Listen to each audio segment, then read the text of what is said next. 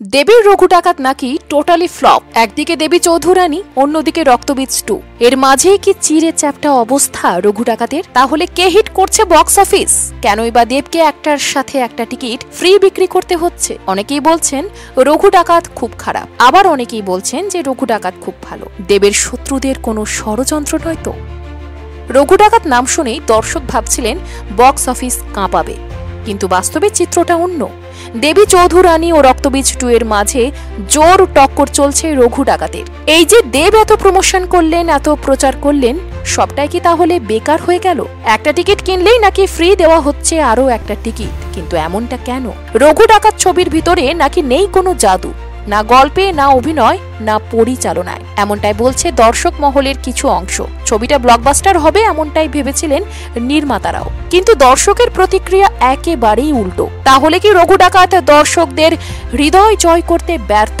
যেটা হতে পারত হিট সিনেমা, এখন সেই ছবি পড়েছে সমালোচনার মুখে। কিছু দর্শকের মুখে একটাই কথা, প্রচুর আশা ছিল কিন্তু সিনেমা হতাশ করেছে। এক দর্শক বলছেন যে ছবির কোনো কাহিনী বুঝলাম না, আগা গোড়া মাথা।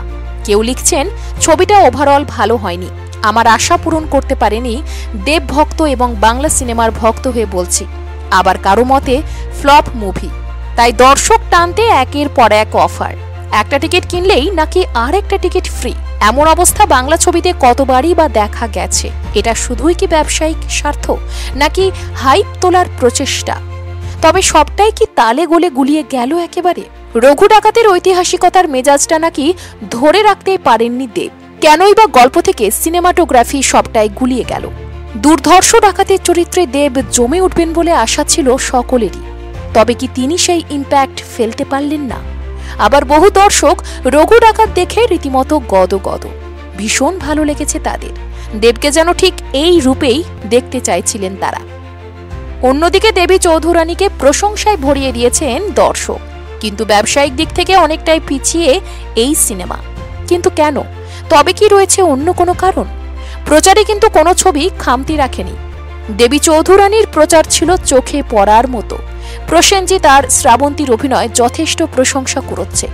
অপরদিকে রক্তবীজ 2 এ রয়েছে সাসপেন্স আর সাসপেন্স। এই ছবিটা প্রমাণ করে দিয়েছে নায়ক অঙ্কুশের থেকেও যেন এক কাঠি উপরে রয়েছে খল নায়ক অঙ্কুশ। মিমি আবিরের কেমিস্ট্রি আলাদা করে বলার কিছুই নেই। আপনার মতে পুজোর বাজারে কোন ছবিটা সবথেকে বেশি এগিয়ে? কাকে ফুল মার্কস দেবেন? রঘু ডাকাত, রক্তবীজ 2 নাকি দেবী চৌধুরানী? জানান কমেন্ট করে।